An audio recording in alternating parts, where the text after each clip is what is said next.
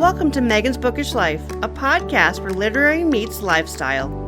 Each episode is tailored to the guest with questions they've never been asked and funny moments that make us laugh. I'm your host, Megan, and thank you for coming along this journey with me. Today on Megan's Bookish Life podcast, I am joined by debut author duo Sam, Louise and Isabela Mar, whose new book, Me For You, was released on February 14th of this year. Sam and Isa, thank you for coming on the podcast. Oh my gosh, so excited. So surreal. I'm excited. You are guests for the first time ever, and I am honored you're guests on Megan's Bookish Life. Thank you. I would like to thank the Academy and everyone who got me to this point. Mostly Sam and Megan. Yeah, the Academy says you're welcome. I've talked to them. Okay, so I have to say that we only met each other in September of last year at Romance Con. And now you both can't get rid of me, and I cannot apologize for that because I don't feel sorry. Like, we're attached, and podcast hosts have to stick together. I wouldn't want it any other way, honestly. Can I ask, do you remember which one of you from the podcast Instagram DM me and said you'll be at Romance Con? I don't know who it was. It's probably me. Was it you? Yeah, it was Sam. Yeah. I'm going to be great and say this as a friend. I don't know if I even followed you at that time on Instagram. Yeah, I don't remember if we had followed you either. Or maybe we did. I don't know. I don't remember. Like me with my 2 followers and you were the third one? No, I think you had. And then I was like, oh, nice. I'm going to meet someone there because I like people. And so I followed you. And then the rest was history. We had a great time. Okay, so we have to get straight into the book because you are new authors. So Sam has written a poetry before, right? A poetry book? Okay. Yeah. So you're debut co-authors. That's the first time together. Yes. Oh. Yeah. Okay. I'm going to do the whole like high school thing, the first day of class. Both of you introduce yourself, please. Okay, I can start. I'm Sam. And like Megan said, I've already released a poetry collection. I love writing words. That's kind of been a new thing over the last couple years, honestly. I used to like try and write songs in high school. So that's kind of how I got into like poetry. But yeah, I mean, I'm originally from Washington, but I've lived in central Nebraska for the last 2 years. And I work full-time in fashion marketing because that's actually what I went to school for. And yeah, but I would love to change that and be a full-time author instead. And then I co-host Likewise podcast with my now co-author, Isa. I'm going to jump in real quick before we start with Isa. I'm obsessed that you went to school for the fashion thing and then you actually got a job in that. That is goals. 100%. Yeah. Honestly, it all just goes back to the fact that I was able to find an internship with my company during COVID when like nobody was doing internships.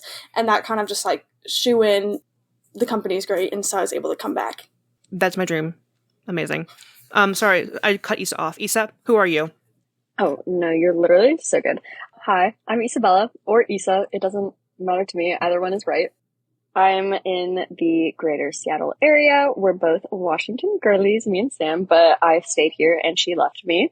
Yeah, I grew up playing soccer. I played for 15 years before I aged out. And then so I went to school like wanting to pursue a degree in sport management.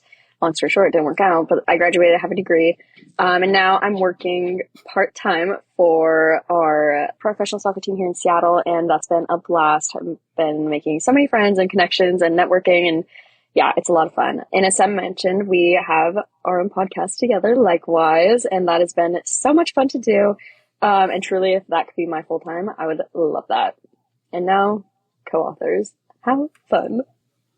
If you could be full-time between these 2 choices, what would you choose? Podcasting or author? Podcast. Oh my gosh, that's so hard. I'm probably going to pick the podcast too. Same. I guess I was going to say I'm not an author, but like I kind of am. But yeah, No, I'd you pick are an podcasting. author.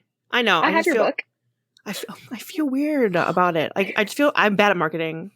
Anyway, Me too. Here we go. Podcasting full-time sponsor, Megan's Bookish Life podcast, and Likewise together, please. We will take any sponsorships that will pay full-time with benefits. Yes, benefits are a must. Oh, yeah. Goals also goals. Work goals. Getting degree and then benefits. And not using it. and then not using it. Also, sometimes I feel that.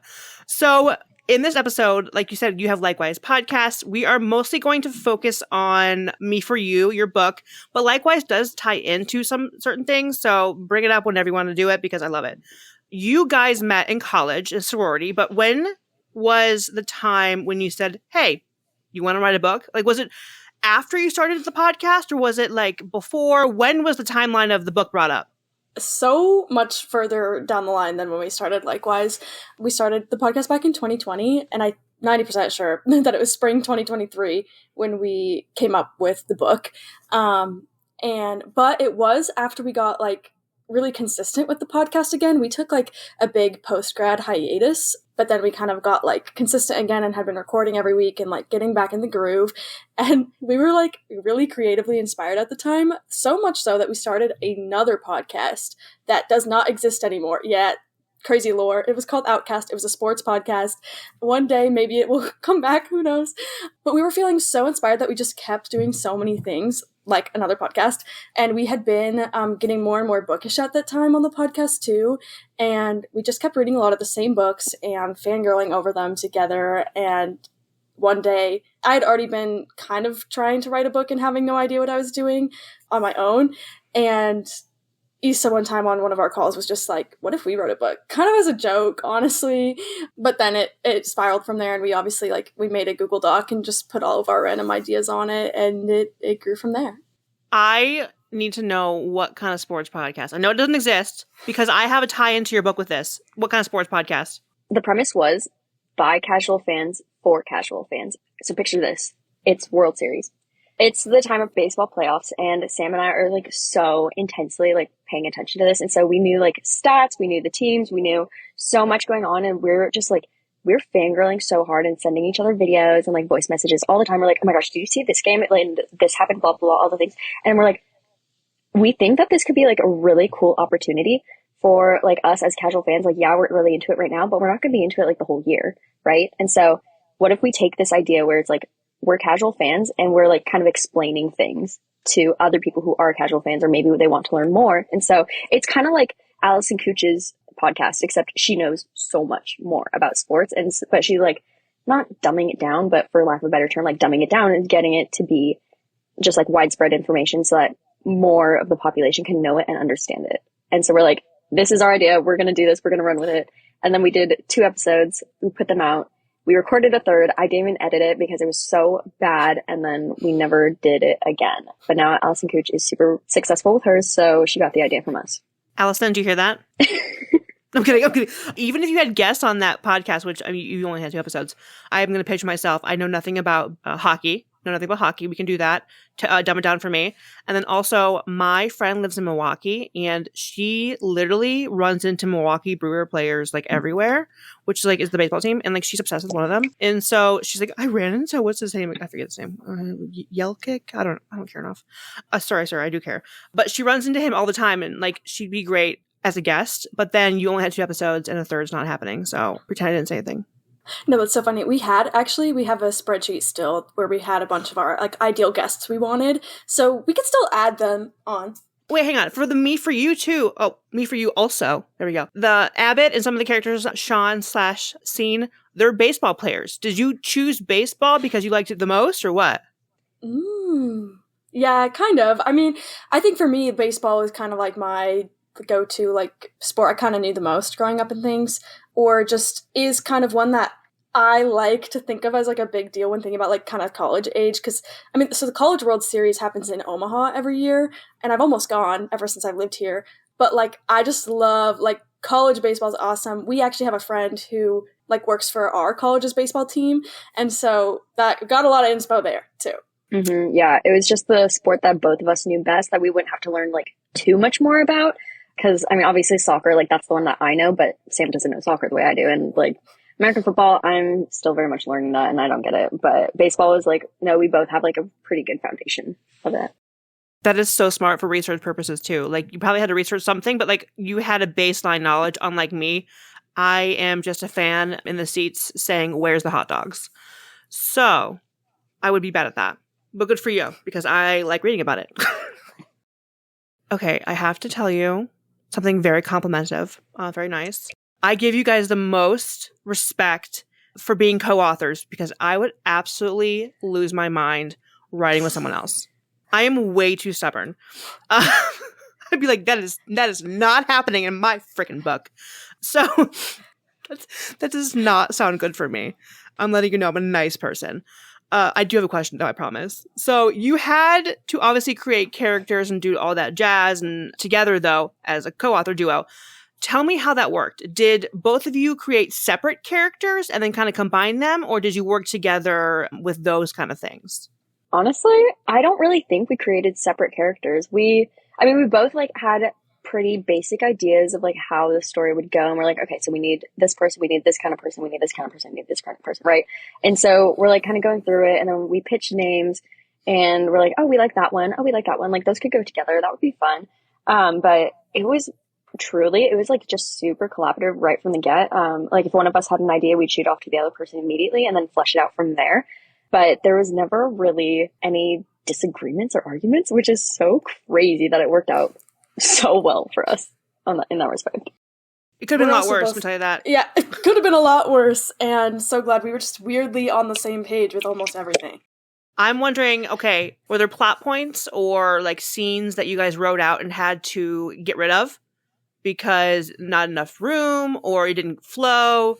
And then I'm going to add to this. Did one of you say, I want to keep it really bad, and you're like, it doesn't work? Any of that happen? Totally. I feel like there's one specific one, and it still somewhat made its way into the book, and it's a lot of stuff that happens in the third act of the book. There was these 2 chapters that Isa had written that I was obsessed with, like from the beginning. It's like some of it got written before the rest of the book, and just once we got to that point in the book, we obviously had to change things because we changed the whole plot at that point. Like, scene was out of the picture. If you guys have read it, scene was out of the picture, but at this point in the story, like the way it was written initially, he wasn't, and it was just this whole thing. Just the relationship dynamics were different.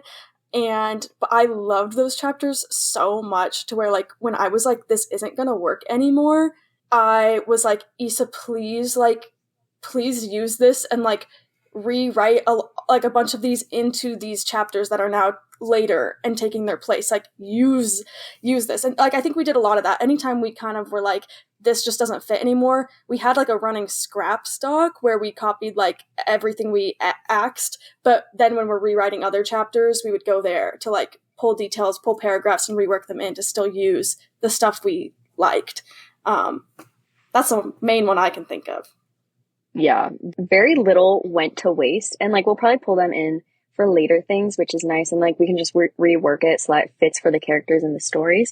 But yeah, like we use that scrap stock all the time, which was so fun, because it's like, yeah, some of these chapters that we were so obsessed with and we really, really loved, but they just didn't fit the story anymore, which was so sad, because it's like, shoot, these are some of our favorite chapters. Like, this is like our passion project, and we're writing and stuff, and then it doesn't work, and it's like, oh, dang it, now I have to put in scraps. But then being able to repurpose it was very nice. What I like about this that you guys both said was Sam was saying that it wasn't something where Sam was like, yeah, you gotta like cut mine, I'm really mad. Like, Sam was like, no, my friend Isa wrote a really good one and I wanted to keep it. Like, it's very supportive, which is a really good, tactic to have if you're writing a book together. Yeah. And I'll also say, so all of the chapters, like, they're all song titles, right? It made so much sense for me and Sam to like do it that way. And then we were able to just know like what exactly we're talking about. Anyways, so Tiny Moves. Oh my gosh. The way Sam wrote it originally, it was like diary entries. And we were both so obsessed with it. We loved it so much. But then because no other part of the story was like that, we had to scrap that idea. But then she rewrote it, and oh my gosh, that is one of my favorite chapters, just because like what's in it. I'm like, oh, I love Tiny Moves. But so we've been like toying with the idea ever since we had to like scrap like the diary entry part of it. Like, okay, what if we do like just have that as like a bonus? Like, oh, this is what it could have been, sort of thing. And so also having that outlet and being able to be like, okay, we do have the freedom where we can release other things differently, or like release things up like we originally wanted them to be like, is also really fun, because it's like, okay, the world actually is our oyster. Even if it doesn't fit with the story, we can still do whatever we want. I love that. This most a cliche thing. I have like a thing where I'm like, that should be a t-shirt quote. That is literally my motto. The world being our oyster is not new, but I want it on a t-shirt. If someone can needlepoint that for me, that'd be great. Anybody listening, I'll pay for it.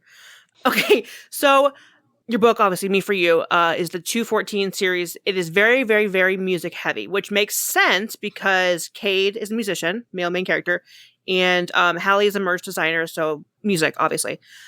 As a big 1D, One Direction fan, I very much enjoyed the mention of them, and I even looked up how to highlight on my Kindle because I had some highlights, and I was like, this is it. This is the book for me. And there was like the one that I think you guys are going to get the most from 1D fans is the one that's like, I wish, I want, I won't. What is that one? I would. What quote is that? You know what I'm talking about? I can't, I want, I wish, I would, my way out of going on this date. That was it. The One Direction fan of me, give you this, give you that. You're welcome. I do have a question before we get into that. Why One Direction? I know you love One Direction, but why are you putting One Direction in here? Tell me why. Because we love One Direction. Amazing. Great answer. It's just because we're like, so very similar to Outcast, like by casual fans, for casual fans. This is by fangirls, for fangirls. And like, that's been our mantra like the entire time writing the book. And we're like, well, what did we grow up on? Fanfic. And what did we read? Well, I read One Direction. She read Cody Simpson. So there was a little compromise there. But I mean, it's such a core part of our friendship. And like, we have our Harry and Niall frat boy era t-shirts that we take everywhere when we meet up. And so if we didn't do One Direction, we'd be doing us and truly them a disservice. Amen. Love them. So your chapter titles, like you said, are song titles for not just One Direction. They're different bands too. Did you guys have a running list, or did you write the chapter and say this song fits? What came first, the chicken or the egg, the chapter or the plot? I wish the answer was better than both, but it is truly both. And absolutely, we had a list, and it became just like our code for keeping track of our chapters and what we were writing. Like, it's easier for us to say, hey, I'm writing Swimming in the Moonlight than I'm writing chapter 8. Like, what does that mean? We just associate the chapter name and song name, really, with the scene that's being written for that chapter. But yeah, the lists are very long, and the collaborative playlists we share are very, very long. But yeah, Issa and I talk all the time about how we started off saying, what if we jukebox musical the whole book? Like, and so we were kind of originally trying to do like, start with the song, then bring the content in to like match the vibe of the song. But then as we kept going, it was like, okay, well now we're writing this specific thing, and all of these songs we really love don't really match that. So then sometimes we were seeking out specific songs to match the scene. I was going to ask, did you kind of stay away from a certain genre of songs? Like, I mean, it doesn't mean you listen to heavy metal, but were you like, I'm not going to do Ozzy Osbourne lyrics for my chapters? Or was it something where you're like, I'm going to stick with certain bands? So this is very controversial. Get ready for the juice. I pitched this to Sam, and I'm very grateful she was on board. But I was like, what if we don't include any Taylor Swift? Just because, I mean, yes, there's a song for every situation in her repertoire, and it's like so good. She has an incredible arsenal of songs and just everything so good. But everyone uses Taylor Swift songs. Mm-hmm. And so I was like, we need to separate ourselves from that at least a little bit. And so I think by not having Taylor Swift in it, like people are gonna be like, what the heck? But also like, oh, interesting. And I was just like, I'm not like other girls, so I'm not using Taylor Swift. We're Swifties, but also we're unique too, so. Right. Well, and our characters are an indie punk rock band, so like we're trying to, stay with that indie rock vibe. But I mean, we tried to like balance. At first we were like being really niche, but then we were like, we should use some popular songs or well-known songs that people will still know. So just a balance. I was going to ask, I was like, did you do like indie niche songs? But you're right. Yeah. If the more popular, the more people will turn the page. You'll be like, oh, I know that song. You know what I mean? Because if you did something smaller, they'd be like kind of skimming it by. Yeah, for sure. Okay. This episode has gone real quick, which, to be honest, I'm going to pitch this for you guys. I'll email you an official pitch if you will let me. Will you be back on the podcast for any other thing ever? Yes. Yes. Yeah, if you said no, I would have it recorded and everyone would hear you. So that's embarrassing. So you had to kind of say yes. But So thank you. like, we will talk about anything. We would. Oh my gosh, like I could talk about anything with you. Our yappers are just like, we're all yappers, but it's also coming out more prevalently. Prevalently, that's not a word. More prominently, that's it, when we're together. Okay, so I need you guys. I don't actually need you. I would like you to, actually. Do you have any tea for what's next in the series? And if you can't spill it, what is next for Issa and Sam? I think we can spill some things. Do it. Yes. So this has always been like a trilogy. It's always been a 3-book series. Originally, we had it be Kate and Hallie, couple 2, and then couple 3. Book 1, 2, 3, right? But then we discussed it and we decided to change the order after we posted about the order. So now couple 2 is going to be book 3 and couple 3 is going to be book 2. But yeah, so book 2 is going to be kind of like second chance-ish. I don't know. It's so weird to describe because it's like the idea is there, but it's going to be like twisted a little bit, like with our own little take on it. And so it's not like done in the traditional way, which I feel like we also did with Me for You. Just like a brother's best friend and like all like that. So that's something that like we're playing with and trying to figure out how to do. And then book 3, it's going to be some fake dating in there, which I'm so excited for. That's my favorite trope. I love fake dating. Someone needs to fake date me and then fall in love. Actually, I have many men in my mind that need to fake date me. I should probably bring that up sometime. But I should also read it in book 3. Yes. If you've read Me for You, which obviously we know you have, but like if anyone listening has read it, we do think it's pretty obvious who the couples are for book 2 and book 3. We did a lot of teasing those, and one of the couples is already an established couple in book 1. So it's like, it's like but so it's pretty clear like who is getting their own books because they are already like really the core like side characters in the story, and we've introduced them as the side characters in our posts. But maybe it's not exactly clear on who's next because we did tease both of them so much. So it's like, is it these people or is it gonna be these ones? But yeah, really excited to just keep kind of like twisting the traditional like standards and bounds of tropes people know and love and just like do it our way. Okay, I'm gonna guess and you cannot tell me the answer. Yes. Okay. I'm thinking, okay, book 2 has to be Mel and Abbott, and then book 3 is fake dating. So I'm right? I think you said that. So that's Ruby. Don't say anything. You can't, even if I'm wrong, I like being right all the time. So don't tell me. That's so me. Sam, Louise, and Isabela Mar, thank you for coming on Megan's Bookish Life podcast. I am so excited for Me for You is out now, and everyone has to go read it because I said so, and I loved it. Oh, thank you. Yeah, thank you so much. You've been such a sweet friend ever since we connected at RomanceCon, so excited for the future of this friendship. Thank you so much for listening to this episode of Megan's Bookish Life. Don't forget to leave a review on Spotify or Apple Podcasts, and follow me at Megan's Bookish Life Podcast on Instagram.